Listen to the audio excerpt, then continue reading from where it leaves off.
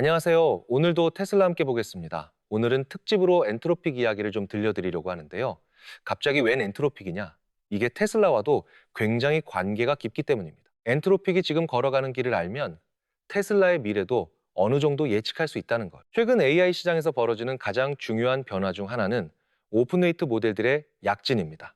성능은 빠르게 올라오는데 가격은 훨씬 싸죠. 심지어 직접 가져다 쓸 수도 있습니다. 그러다 보니 자연스럽게 이런 질문이 나와요. 굳이 비싼 클로즈드 모델을 써야 하냐? 그런데 저는 이 질문에 가장 자신 있게 받아칠 수 있는 회사가 바로 엔트로픽이라고 봅니다. 지금 오픈웨이트 진영의 추격 속도가 상당히 빠른데요. 예를 들어 엔트로픽 클로드의 성능을 100이라고 치면 키미 K2 같은 모델들이 이미 95까지 따라왔습니다. 키미는 중국 모델이죠. 자, 이 95짜리를 훨씬 싸게 쓸 수 있는데 굳이 100을 주고 클로드를 써야 하냐는 겁니다. 그런데 저는 질문을 조금 다르게 해야 한다고 생각해요. 95에서 100까지 가는데 돈이 얼마나 들까요? 그리고 그게 지금 단기간에 가능한가요? 여기서 이야기가 완전히 달라집니다. AI 모델의 발전 비용은 선형적이지 않아요.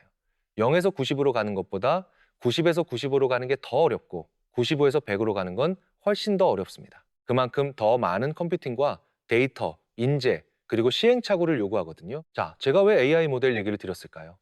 엔트로픽의 이 AI 모델이 지금 정확하게 테슬라의 FSD에 해당하기 때문입니다. 0에서 90까지 따라오는 건 누구나 할 수 있어요. 구글이 만든 모델도 고속도로 주행은 잘하죠. 하지만 정작 중요한 건 엣지 상황에서의 대응입니다. 일론 머스크도 직접 말했어요. 이제 FSD는 99점을 넘어 소수점 싸움이라고. 99.999 이걸 누가 더 잘 만드냐의 문제라는 거죠. 사실 일반 기업은 99까지 가는 것도 굉장히 어렵고 시간이 아주 오래 걸립니다. 그리고 중요한 숫자 하나 보시죠. 엔트로픽의 2025년 이 분기 매출이 7억 8,700만 달러였어요. 올림에서 약 8억 달러라고 치겠습니다. 그럼 올해 2026년이 분기 매출은 어땠을까요? 115억 달러 이상으로 알려졌습니다. 8억에서 115억, 이게 불과 1년 사이의 일이라는 거예요. AI 모델은 일정 분기를 넘어서면 선형적으로 성장하지 않습니다. 비선형적으로 한마디로 미친 성장이 나오는 거예요. 여러분, 이건 절대 잊으시면 안 되는 대목입니다. 좋다 수준이 아니라 실제로 지출이 폭발하고 있다는 뜻이거든요. 저는 이 엔트로픽의 사례에 테슬라의 미래가 겹쳐 보입니다. 그럼 이걸 누가 제일 잘 알까요? 월가의 기관 투자자들이 제일 잘 알겠죠. 지금 개인 투자자의 테슬라 보유량은 역대 최저로 떨어졌습니다. 최근 이렇게 주가가 빠지는 구간에서 개인이 손절매로 던진 물량, 월가가 그걸 다 받아먹었어요. 어디서도 듣지 못한 수급 이야기를 오늘 공유 드릴 테니 끝까지 보시고 투자 판단에 참고하세요. 본격적으로 들어가기 전에 구독과 좋아요 한 번씩 눌러주시고 영상 마지막에 선물도 하나 넣어뒀으니 꼭 챙겨가세요. 먼저 옵션부터 말씀드리면 말할 것도 없이 아랫단부터 세력이 코를 계속 올려잡고 있죠. 이런 부분은 제가 매일 옵션 데이터를 취합해서 텔레그램 봇으로 디테일하게 공유드리고 있습니다. 제 로직 그대로 옮긴 거라 매매하시는데 어렵지 않으실 거예요. 확인하실 분들은 참고하시면 됩니다. 자, 지금 정말 중요한 건 이 수급상의 변화입니다.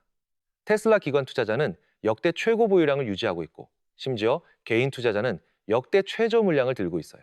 한마디로 주식의 주인이 바뀌고 있다는 겁니다.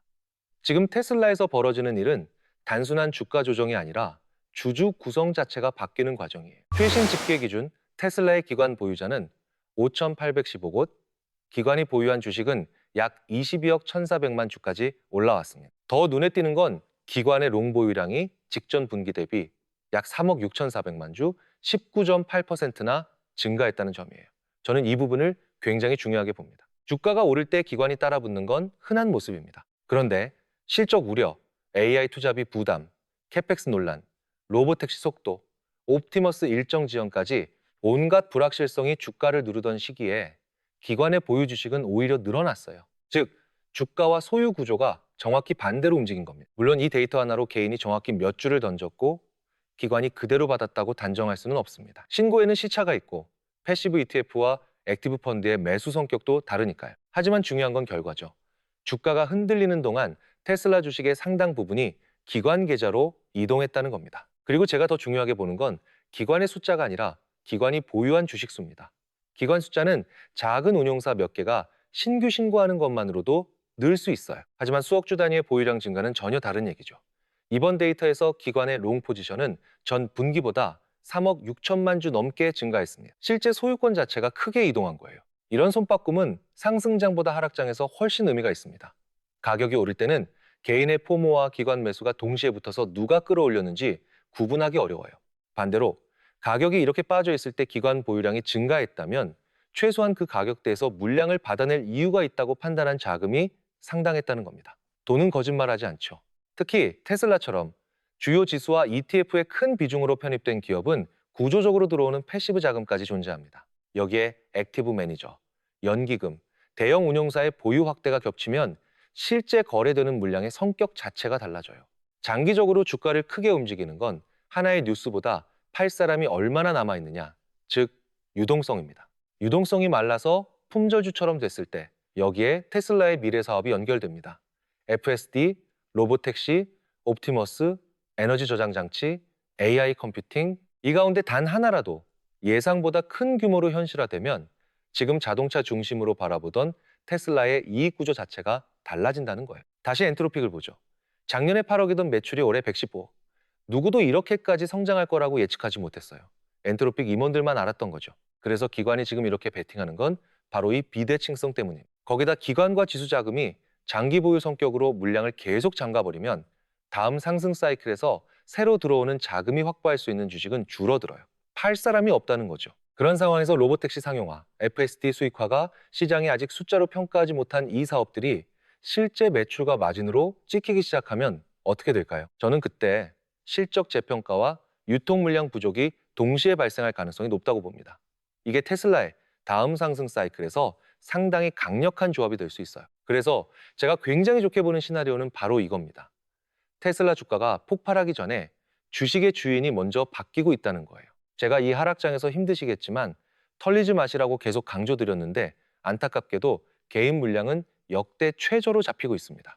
과거 테슬라가 폭발적으로 상승할 때는 강력한 팬덤과 개인 매수세가 주가를 끌어올렸지만 이제는 성격이 바뀌고 있어요. 개인은 털리고 패시브와 기관 장기 자금이 훨씬 큰 물량을 쥐는 종목으로 변하고 있습니다.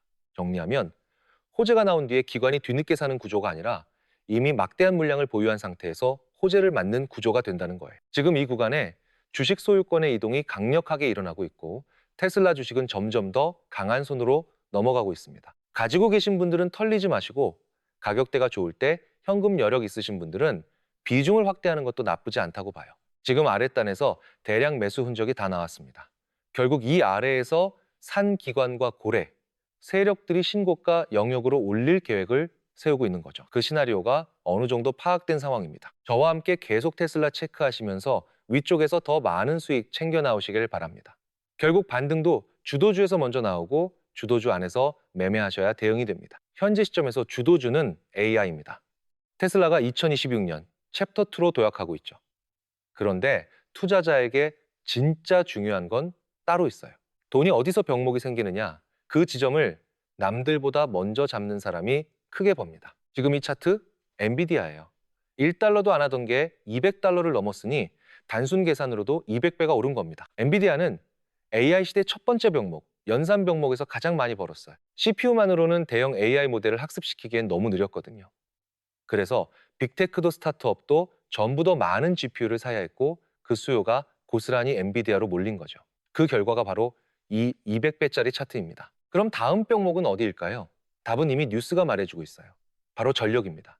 전력 소비가 공포스러울 지경이라는 말까지 나오죠. 실제로 최근 외신 보도를 보면 미국 전력 회사들이 데이터 센터 수요 급증으로 공급 압박을 받으면서 변압기 같은 핵심 장비 확보에 분주하다고 합니다. 수요는 폭발하는데 그걸 받쳐줄 전력 장비 공급이 못 따라가고 있다는 거예요. 병목이 연산에서 전력으로 넘어왔다는 신호입니다. AI 데이터 센터는 일반 데이터 센터와 완전히 달라요. 일반은 영상이나 로그를 저장하는 곳이라면 AI 데이터 센터는 오직 연산, 학습과 추론을 위한 공간이거든요. 그래서 전기를 어마어마하게 잡아먹습니다. 지금 보시는 이 NBL71에 냉장고보다 조금 큰 이거 하나가 13만 와트를 써요. 잘 상상이 안 가시죠? 전통적인 렉은 1만에서 2만 와트면 충분했는데 AI 렉 하나가 그 최대 13배를 먹습니다. 그리고 이런 레기 센터 하나에 수백 개씩 들어가요. 게다가 AI 데이터 센터는 한번 학습이 시작되면 멈출 수가 없어요. 끊김없이 풀로 감당해줘야 하니 안정적인 전력이 곧 생명줄인 거죠. 그래서 일론 머스크가 XAI를 위해 500메가와트짜리 발전소를 직접 짓겠다고 하죠. 이건 NVL70이 렉을 3000개 돌리겠다는 얘기고 1기가와트면 6000개예요. 500메가와트면 인구 30만 천안시 전체를 감당하는 용량이에요. 데이터 센터 하나에 도시 하나 분량의 전기를 통째로 꽂겠다는 겁니다. 문제는 이런 데이터 센터가 미국 전역에서 동시에 지어지고 있다는 거예요. 그러니 발전은 물론이고 그 전기를 안전하게 바꾸고 나눠주는 송배전과 변압 설비까지 전부 병목이 됩니다. 전력을 만드는 쪽과 그 전력을 효율적으로 다루는 쪽 모두가 수혜를 볼 수밖에 없는 구조인 거죠. 그러면 투자자는 뭘 봐야 할까요? 이 전력을 더 효율적으로 만들고 보내면서 새는 걸 아끼는 그 지점. 바로 거기서 다음 주인공이 등장합니다. 기존엔 변압기, 정류기, 인버터, 배전반을 여러 단계로 거쳤어요. 이걸 SST, 분산형 전자식 변압으로 하나의 플랫폼에 담으면 공간도 손실도 확 줄어듭니다. 전력 병목과 정확히 맞물리는 기술이죠. 특히 AI 데이터 센터처럼 전력 밀도가 높은 곳일수록 변환 단계를 줄이고 손실을 아끼는 이 기술의 가치는 더 커집니다. 같은 전기를 넣어도 더 많은 연산을 뽑아낼 수 있으니까. 정리할게요. 엔비디아가 연산 병목에서 벌었다면 다음 주인공은 이 전력 병목을 푸는 회사예요. 연산 병목이 엔비디아 200배를 만들었듯 전력 병목도 이제 막 시작되는 국면입니다. 그 회사를 남들보다 먼저 찾아두는 게 지금 우리가 할 일입니다. 제가 오래 눈여겨본 종목이 하나 있어요. 그런데 시총이 워낙 가벼워서 이름을 대놓고 밝히면 매수세가 몰려 수급이 꼬일 수 있습니다. 그래서 조용히 정리해서 나눠드리려고 해요. 방법은 간단해요. 지금 이 영상 하단에 링크가 하나 있습니다. 그 링크를 누르면 새 창이 하나 뜨는데 거기서 신청만 하시면 이 전력 병목 수혜주 자료를 받아보실 수 있어요. 우리는 살면서 수많은 기회를 그냥 흘려보냅니다. 엔비디아의 연산 병목이 그랬듯 이 전력 병목도 지나고 나면 무릎을 치게 될 자리예요. 이번엔 놓치지 마세요. 좋은 선택하셔서 수익 많이 챙겨가셨으면 좋겠고요. 끝까지 시청해 주셔서 감사합니다. 저는 내일 더 좋은 영상으로 찾아뵙도록 하겠습니다.